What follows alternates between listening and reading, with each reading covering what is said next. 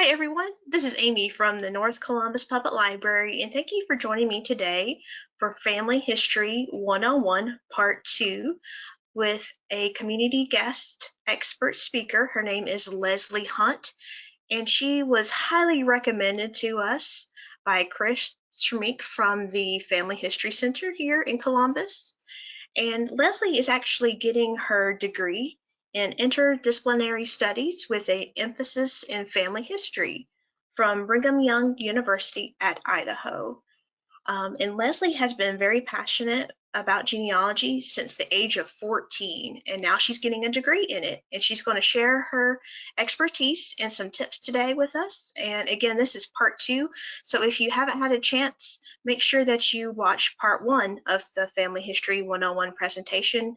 There are lots of good information in there. So without further ado, I'm going to go ahead and pass it off now to Lesley. Thank you, Lesley. Thanks, Amy.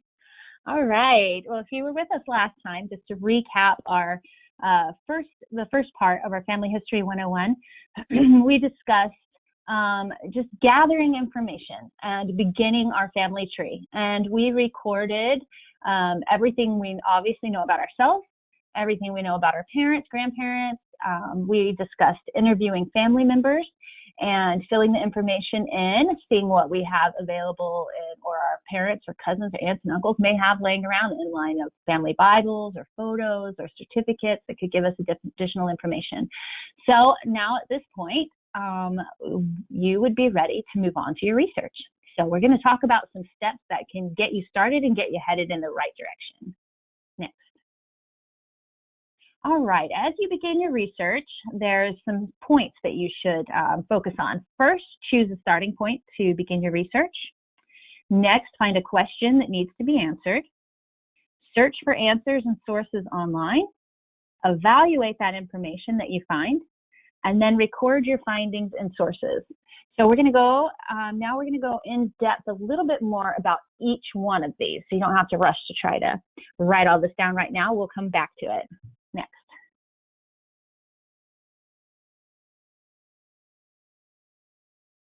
All right, so I made a demo family tree. This is not my real family, but I made it just so I would have an example to share with you guys. So this is Ancestry, and if you create your family tree on Ancestry, this is what it would look like. So like what I said before, I've gone through and I've filled out all the information I know about myself, my parents, my grandparents, great-grandparents, and even a little further back in some instances. And so the first thing that I'm doing is I'm going to choose a starting point for my research.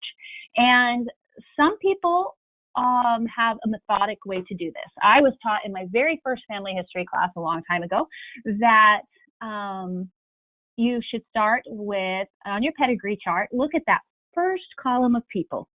At the top, it starts with your paternal grandfather and then goes down. So you would start with your grandparents, your paternal grandfather, if you're looking at your pedigree chart. Find out all the information you can about him and his family. Move down to your grandmother, then you'd move to your maternal grandfather and your maternal grandmother. And then once you have found the information and the facts for all of those family members, then you would move to the next generation of all of your great-grandparents. And that's always worked great for me. But some people, maybe you don't want to do it that way. Maybe you have an ancestor or a grandparent that you were particularly close to, and maybe they're your mother's father, and you want to go straight to Grandpa Michael.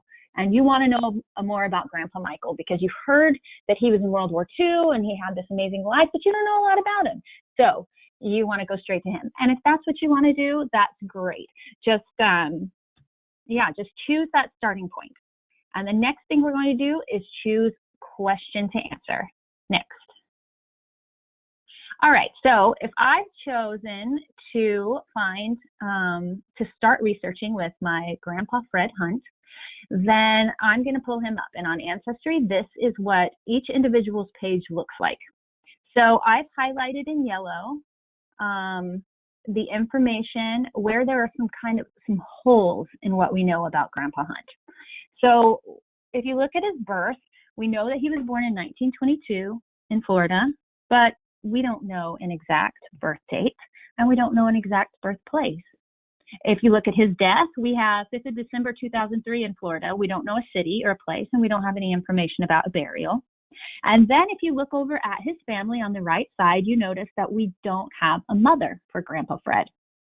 So I would pick one starting point to ask a question, and that question could be, when and where was Fred Hunt born?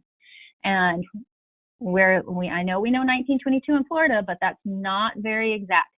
So that could be the question we're going to ask. Or our question could be, where did Fred Hunt die and where is he buried? Our question could be, who was Fred Hunt's mother? Now, some of these you can probably kill two birds with one stone. If you're looking for a birth record for Fred Hunt, most likely, unless it's an index, his mother's name is going to be on that birth record. And so you could find that information together. If you look for a death record for Fred Hunt, on death certificates, they usually will list the parent's name, as long as the informant knows it, and the date of birth. It wouldn't be as reliable as a birth record would be, but it could be a great starting point. So let's say that my question that I decide to start with is, where and when was Fred Hunt born? So I've narrowed it down to where I'm going to start on my tree, and now I have my question, and I'm ready to start my research and find records that can give me that information. Next. All right, as you begin your search online, there are some great things to get you started. Some people have no idea where to start. Some people jump in there and bounce around to different sources. Number one, use finding aids, and I'll discuss finding aids a little bit more in a moment. I actually only learned about finding aids in the last couple of years and really how valuable they are, and it's amazing. 2, after that, you can search online record databases. And 3, consult your local library and nearby libraries, because some people think everything is online now, and that's just not the case. Hopefully one day it will be true, but not yet. Next. Okay, finding aids. I love the Family Search Wiki, and a lot of people do. I have a screenshot right here of the Family Search page, the main page after you sign in, and I want to remind you that Family Search accounts are free. So you sign in, and you'll see across the top bar, you have family tree, search, memories, indexing, etc. Well, I've pulled down the search menu, and at the very bottom is the research wiki. And so you would click that, next. And this is your search page that would come up. Now you notice this map at the right, you can browse through articles they have about different areas around the world, or you can search specific topics. So if you read what the Family Search Research Wiki is, a free online genealogy and family history guide that lists websites, provides research strategies, and suggests records and resources to help you find ancestors from all over the world. All right, so I decided that I am going to search for Florida vital records, and vital records cover birth, death, and marriage records. So that's what I decided to search for, to try to find where I can start to look for Grandpa Hunt's birth record. Next. This is the article that came up, and I only have a small section of it here, so I wanted to show you a sample. But Florida vital records. So this gives me an introduction and tells me what vital records consist of. And you notice there's a lot of links in here. Birth, adoptions, marriages, divorce, deaths, right up there at the top to start with. If you click on those, you will get an article about each one of those topics on their own. And then if you look in this gray square on the left, there's a list of the contents of this article. So you can see number 1 is Florida birth, marriage, and death records online. Number 2 is birth records, and then subsection is adoption records. So you can see the top of the first section of the first article, right below that gray box. It says Florida birth, marriage, and death records online. Now, if you look underneath, there are links to websites that give you record information. You could click this link to Florida databases, and it's free, and you can access some online databases. US GenWeb is another project that has great links to records. Search Florida collections at the United States or on FamilySearch.org for free. Now, remember, FamilySearch.org is not just a website with a family tree, but it is millions of records that have been indexed so that you can enter enter your ancestor's name and find them in a record if a record exists.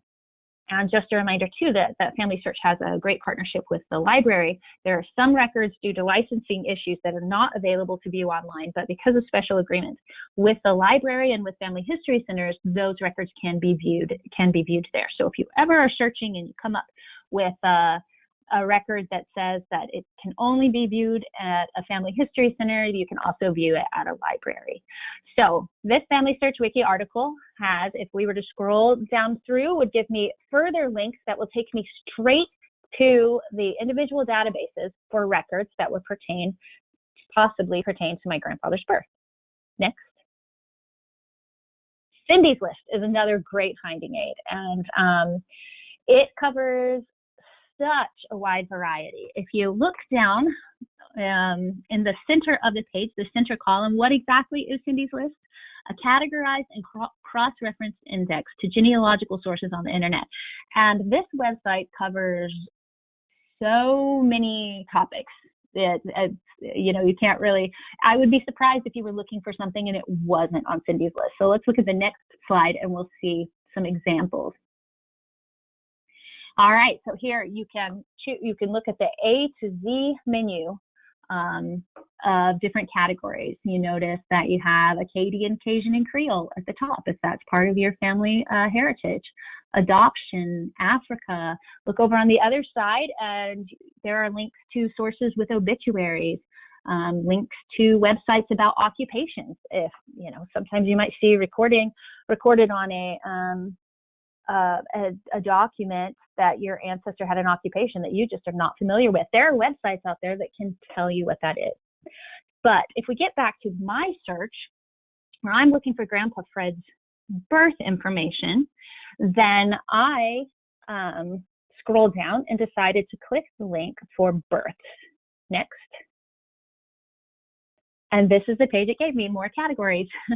So Cindy's List you'll pick your category, it will narrow it down to another category and keep narrowing it down to the resource that you need. So if you'll notice in the left column, there's birth date, calendars and calculators, how-tos, but I wanted to go down to locality specific, United States. So I'm looking for United States birth. And if I were to click on that, it would give me a list of all of the states in the United States. And then I would click on Florida, and then it would give me websites with Florida birth information on them.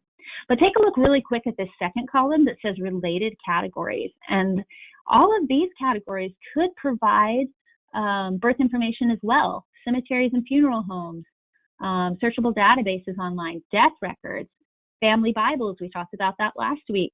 And there are believe it or not, a lot of family Bibles that are online that have been scanned and put online for other descendants of these ancestors to use. Okay, next. All right, so we've gone through our finding aids. We've made a list of all of the resources that might have our answer. And we've made a plan, and we know what we're going to search first and where we're going to go and find this. So these are a list of some of the sources. This list by far does not represent all available online resources, but just some that I use commonly. Family Search, that's free. Ancestry usually requires a fee, or it can be consulted for free in libraries or the family history centers. Fold3 requires a fee, but this can also be consulted for free in libraries or family history centers. Find My Past is another website with some of its own records that does require a subscription, as does MyHeritage. And I want to tell you really quick about Chronicling America. It's a free newspaper website. There are some bigger sites out there that charge subscriptions, but this is actually free, and it's a project of the Library of Congress. And it has newspapers that date back centuries, and I can't tell you off the top of my head how far back, but pretty much from all over the United States, and I can't remember if it goes out of the United States or not, but for sure in the United States. So it's always worth taking a look and browsing through. Next. All right, Ancestry. Just a few reminders, we covered this last week, but all library branches have free computer access to Ancestry. Right now, our libraries aren't open, so that's not a luxury that we have, but the Wi-Fi is available in library parking lots. And when you use that Wi-Fi, you will then have library access to the website, to Ancestry. Currently, Ancestry is offering free access to the library patrons as well, and that can be accessed from the library website, and we'll show you where you can find that as well. Next. All right, here we are. This is the home page of our Chattahoochee Valley Library, and you'll see that I have hovered over the research section, gone down to genealogy and local history, and over to genealogy resources. And that page, that will take you to a page of genealogy resources offered by our library. And if you scroll down, there is a link to ancestry information, and where you can find a link that with your library card number, you can log in and use ancestry services, library ancestry services at home right now. Next. All right, so getting back to our search, this is a look at the Ancestry homepage. And if you see right in the middle of the page, there is a box that says search. You could start your search right here. I could simply enter first and middle name. I know Fred, last name Hunt. And we know he was born and died in Florida. So the place my ancestor lived, I would put Florida. And then his birth year, 1922. And sometimes you can adjust that a little bit if you get into more research options. And little tip, when I search for birth years, I never use an exact year, even if I know it, because sometimes in records it was recorded wrong, or maybe the information I have isn't correct. So I usually will give at least a 5-year range on birthdays. So if Grandpa Hunt was born in 1922, then I might search birth years from 1917 to 1927, or maybe over 2 or 4 years. And it's surprising that a lot of times if you'll open up those parameters, you'll get more records. So don't feel like you have to put exact information in there. Open up your search a little bit. So if I wanted to go through and I wanted to search a specific record type, then I would hover over the search button at the very top. You'll see that I did that with my screenshot, and there's a pull down menu that says all collections, census and voter list, birth, marriage and death, immigration and travel, etc. So if I want to try to find a birth, marriage or death, then I can click on that birth, marriage and death link, and it will give me a list, and it usually is divided up by locality. And I would pick the United States, and maybe it'll divide it up by time, and I would pick, whatever time frame I was looking for, or locality in a state. And sometimes that's helpful to just narrow it down to just the ones that you need. Right, next. All right, Family Search. After you sign into Family Search, and you can do just a general search, and you would click the search button that you see at the top. You see the Family Search logo, followed by Family Tree, and then Search.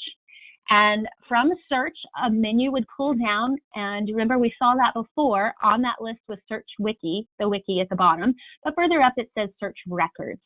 So click that Records, and on the left-hand side, just like with Ancestry, you have a general search box. You can enter your ancestors' information, and you notice here this gives you the opportunity to do a birth year range from one year to the other. Or you can narrow it down, and you can search the whole collection of Family Search, or you can go to the right. And one of my favorite things to do is to use this menu on the right, and I would click on the United States. Most of my family, I do a lot of research in Florida and Alabama. So I would click on the United States, and then I would choose the state that I'm interested in.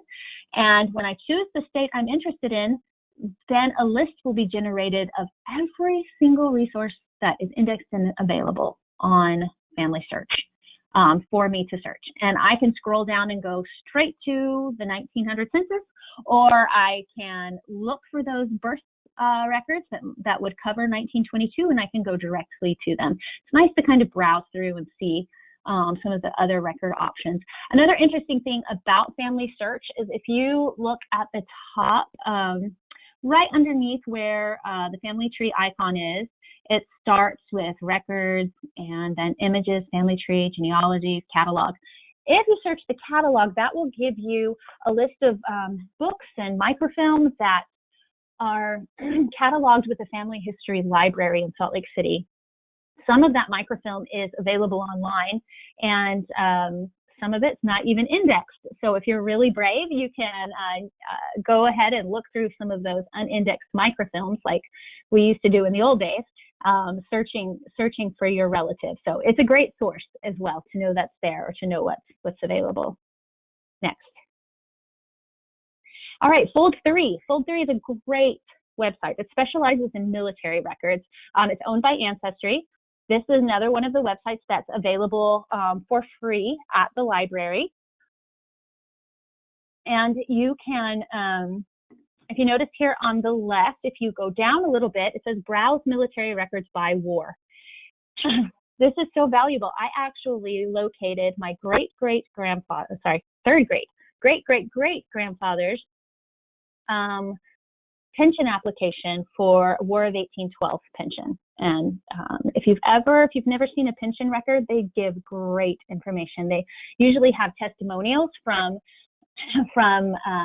the individual himself. Sometimes it's a widow's pension, and so you'll have testimonies from the wife, and they give very direct information. If there were children of a person who is deceased, then a lot of times they'll list children's names and birth dates as well.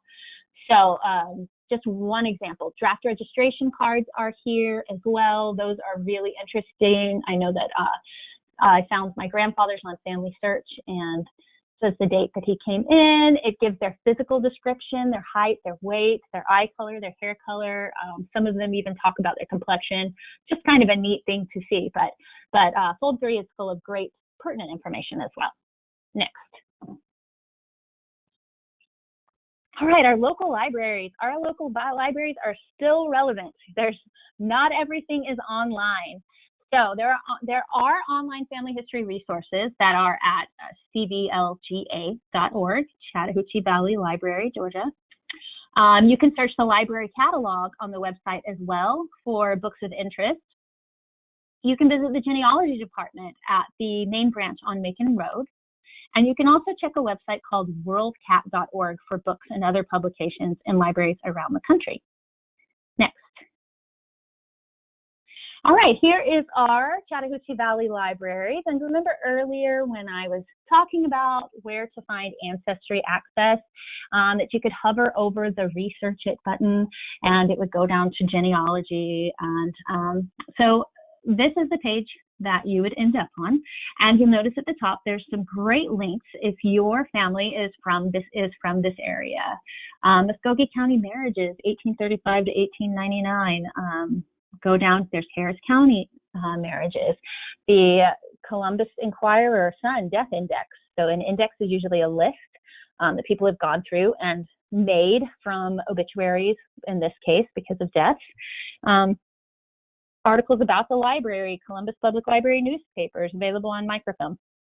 So great resources that you can check right here online at the library's website if you're from this local area or helping someone else who is.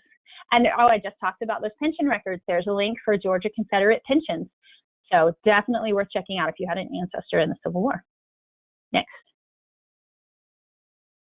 Here's an example of searching, if you were to search the library's catalog. Their genealogy department has quite an extensive collection, and I have spent hours, went intended once to just go pop in and see what was available. And about 3 or 4 hours later, I had to leave because it was closing. So if I were to go to the catalog, just a regular catalog you would use when you're looking for other books, I entered Santa Rosa County. That's where a lot of my relatives on my mom's side and my dad's side are from. And so I entered Santa Rosa County because I want to see some examples of the books that they hold in their genealogy department. And the first 2 results, there were 5 results, but the first 2 were great. Family maps of Santa Rosa County with homesteads, roads, waterways, towns, cemeteries, railroads, and more. And, I know that from my own experience in Santa Rosa County that a lot of my relatives are buried in cemeteries that are covered up in the woods. One's actually in the middle of a military reservation now. So that the information can be very valuable if I don't know how to locate these cemeteries. The next one is the Heritage of Santa Rosa County. It talks about some of the families that were there. And I actually did look through this one, and I found my grandmother's surname, and I found my ancestors, and talked about when they came to the area and the areas they settled. It gave specific stories about them that had been passed down through parts of the family but hadn't made it to mine. I learned that my 3rd great grandmother was a big pipe smoker, and she smoked some really strong tobacco, but she was, just little funny stories. But it's these things that help make our ancestors real people to us. So if you visit we'll talk about genealogy department in a minute, but these are an example of the types of books that they hold. Go ahead and do a search. What area are you looking in?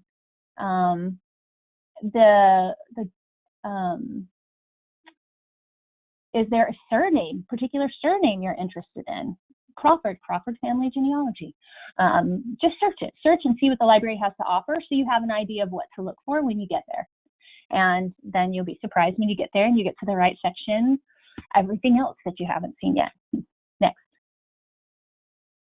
All right, and I want to go in more detail about visiting the genealogy department at the main branch on Macon Road. These are some of the things they hold: local history collections, biographical and historical resources, city directories, census data, maps, periodicals and newspapers, military records, court records, newspapers, local and subscription genealogy databases. So a big part of the library is divided into sections by state. And so when I visited last, went to Florida, and I found Santa Rosa County, and I just had a pile of books to go through, and it was a treasure trove. So it's very easy to access. And then you have all of these additional resources that you can find valuable information as well, especially if you're from the Southeast. Next.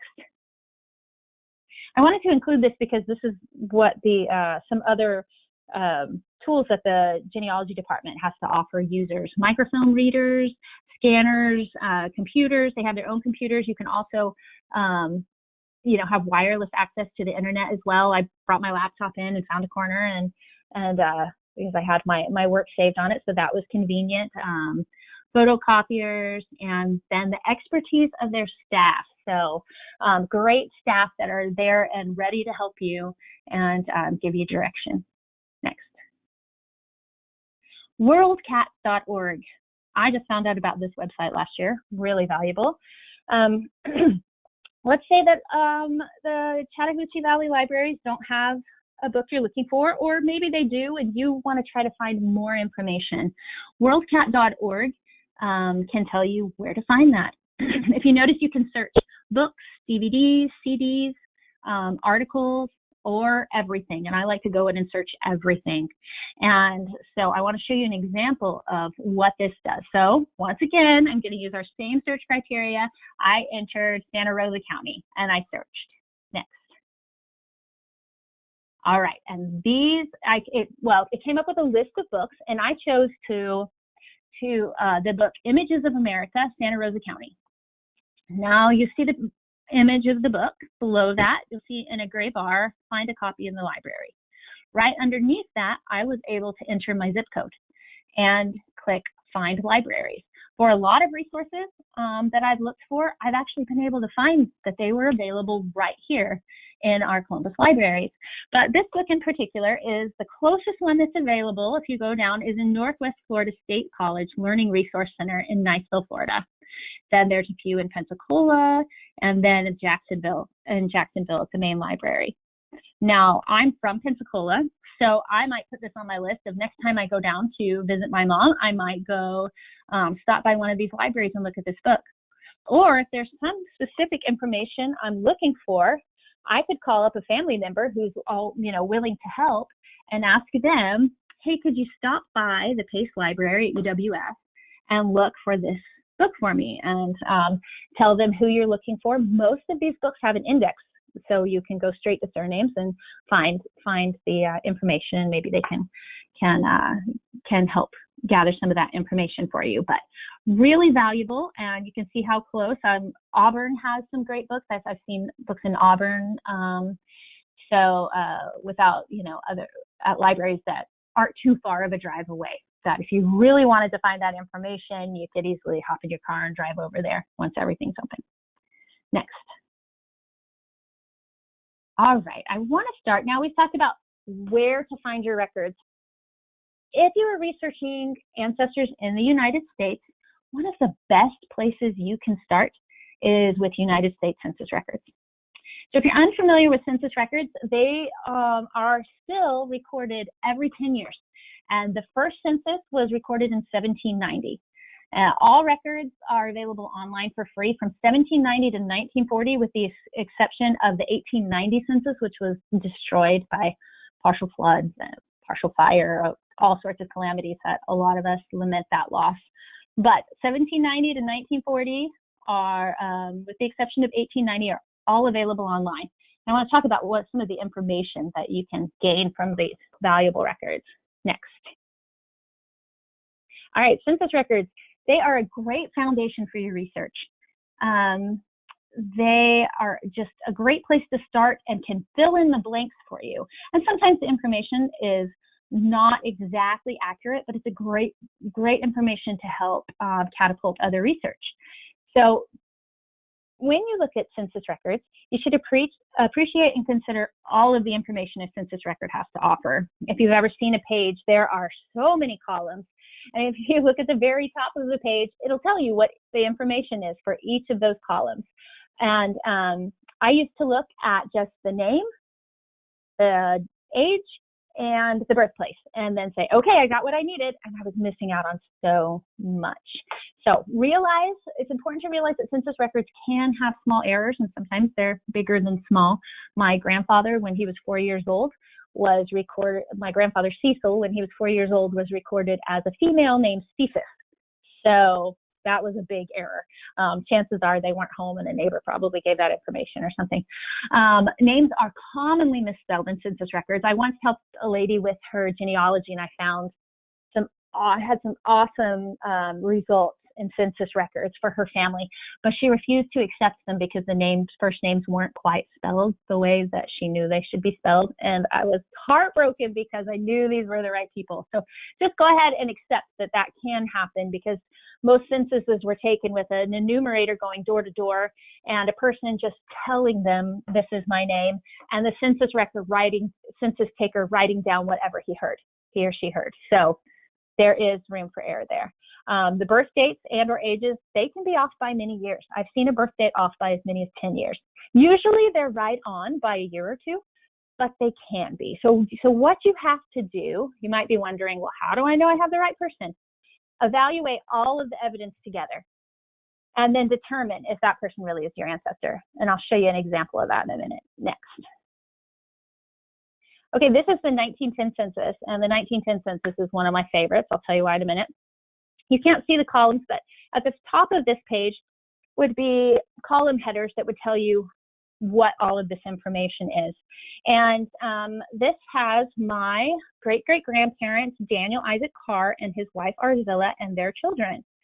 Well, I just told you her name was Arzilla, but if you look at the yellow highlight, the census taker wrote down Verzilli. And I know that she did go by Zilli sometimes because that's on other census records, but Verzilli, not Arzilla. So it would be easy for me to say, well, my ancestors are Arzilla. This says Verzilli, wrong person. Well, if I look at more information, and if you go over to the right, it says wife. The next column says female. The next column says white. The next says 48. That's how old she is. She was 48. Well, that age, if I do the math, that's the age she would have been in 1910. Okay, look at her husband. Verzilli is close to Arzilla, and Arzilla was married to Daniel Isaac Carr, and he would have been 57 in 1910, and these are the names of all of their children. So even though her name is pretty much butchered, I know this is the right person. This was just a census error. One of the reasons I love the 1910 census is that it gives us a little more information than some of the others. Look in the blue box. The blue boxes I have highlighted. It says M1. That means married, and that this is their first marriage. So if you saw an M2, you would know, wait, this ancestor's been married before, and you would know to look for another marriage record. Next to it, it says 39. So this is their first marriage, and they have been married 39 years. So now I can calculate their marriage date from this information. In the pink boxes, or purple, you'll see two numbers, number 12, and in the next column is number 11. This means that Arzilla was the mother to 12 children. But in 1910, when this was recorded, only 11 of those children are living. I have another ancestor, who I had in my family group records, only 5 children for her.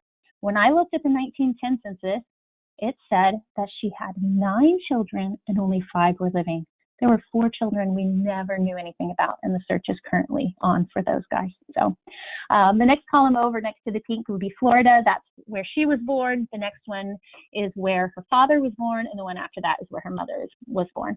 If you look further over onto the census, you would see that the census records will also provide immigration information, naturalization information, occupation. Sometimes their salary, if this is during the Depression. If we get to the 1930 census, it's going to tell you if they were, part of, government work, if they took place in those programs. So a lot of great things to kind of get a peek into the life of your ancestor, and you can actually put together a story.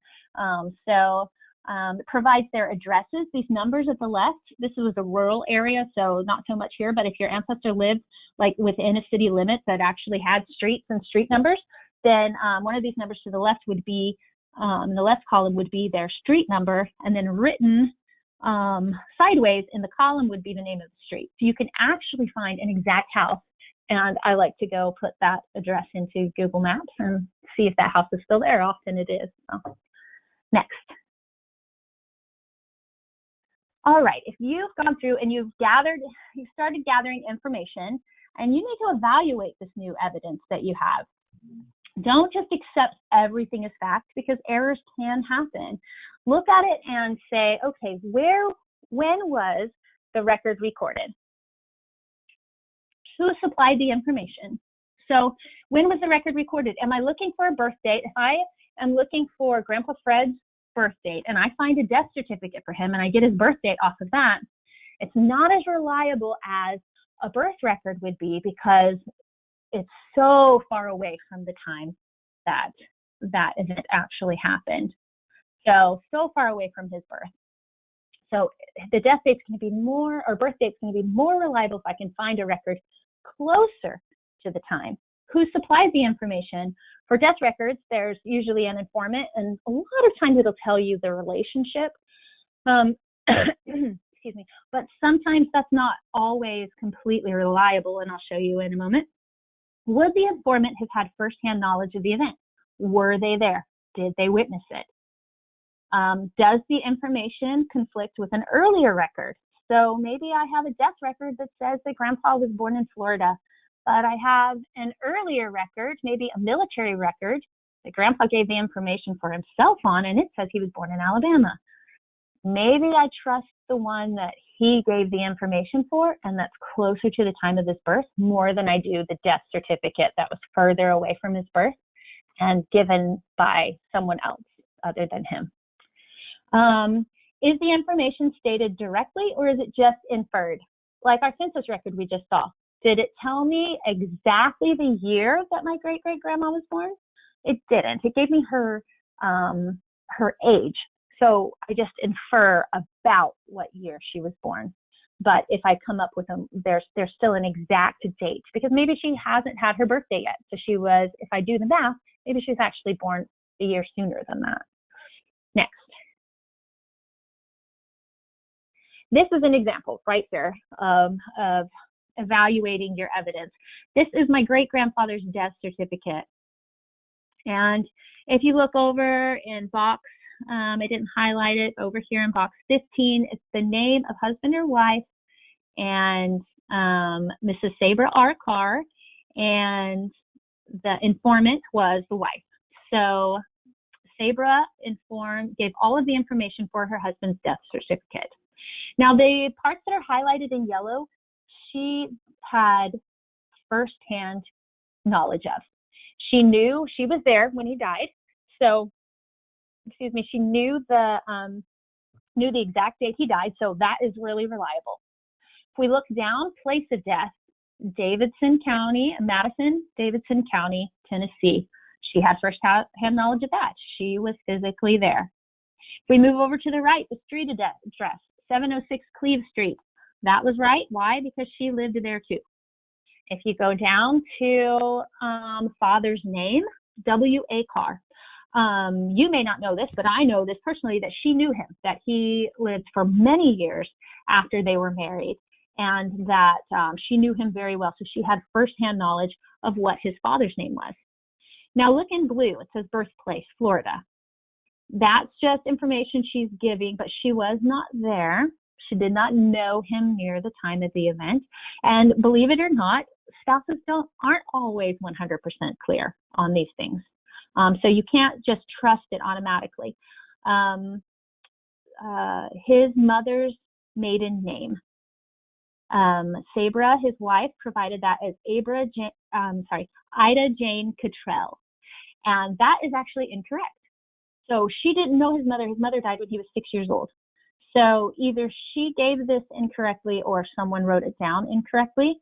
But I just wanted to highlight that because that just shows you, spouses don't always know exactly everything about each other. And so if I didn't know better, then I might take this as gospel and say, oh, William Gus's Carr's mother was Ida Jane Cottrell, and I would be on the completely wrong path. So take that and look for other sources to back it up.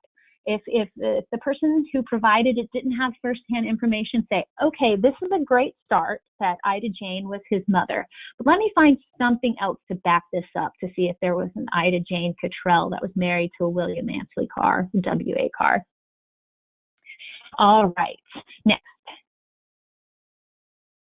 So to review, with beginning your research, choose a starting point to begin your research, find a question that needs to be answered, search for answers and sources online, online and in libraries, evaluate the information you find, and then you're going to record your findings and your sources. We mentioned that a little bit last week. It's important to record your sources of where you get that information so that you can find a way back to it in case you need to look for more information in it again or analyze it again, or if someone else wants to know how to find it, you can lead them to it. Next. I love this quote. When we learn about the past, we gather strength for the future. Right now, I think our world could use a lot of strength. Our forefathers, our ancestors have been through a lot of the same things that we're going through and worse. And calling back on their stories and we can learn so much from them. When we learn about the past, we gather strength for the future.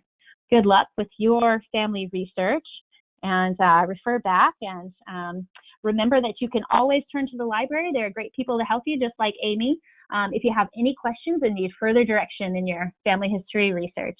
Thank you. Thank you so much, Lesley. That was a wonderful presentation, and I wanted to add a couple of things too.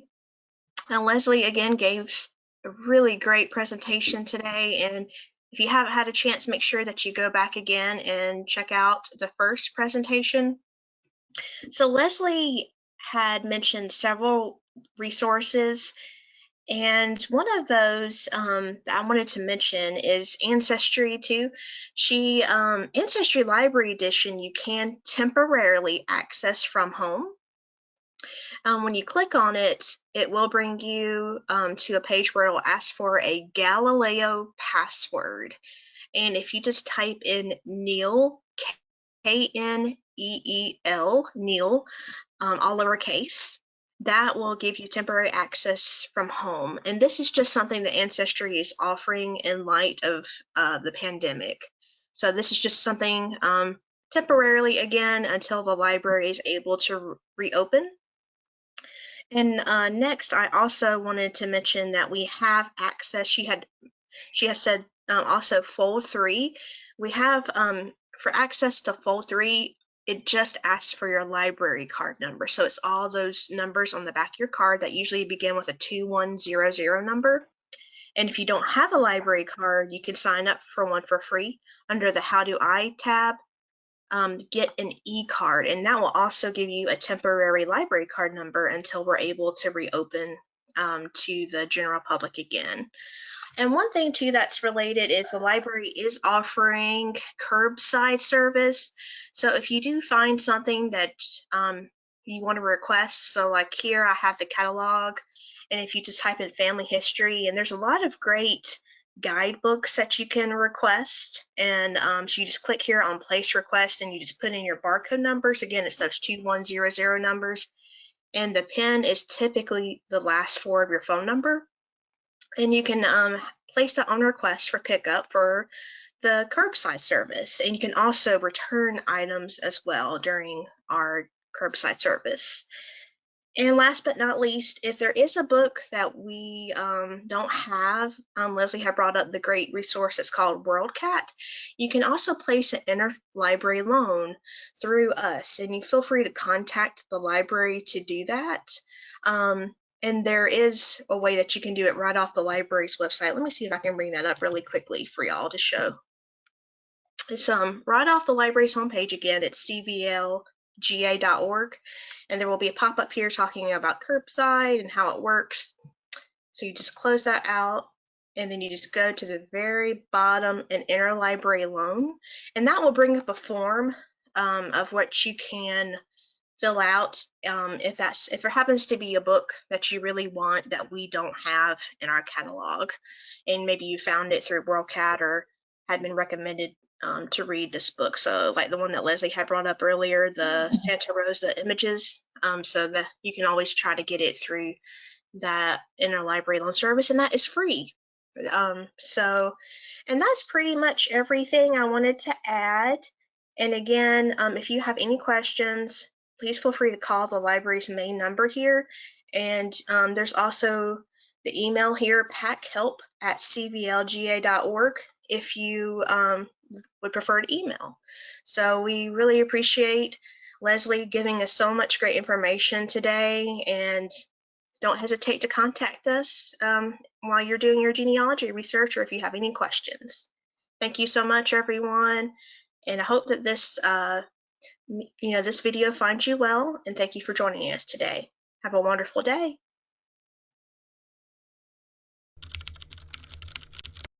Inspiration. Mysterious. Reading is an adventure. It's my escape. Refreshing. Like a glass of water. Relaxing. Bizarre. A warm hug. Awesome. Opportunity. Fundamental. Transformative. Reading is unforgettable.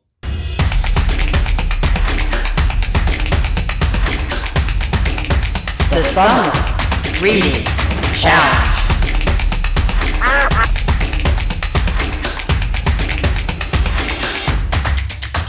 We're open. Check us out.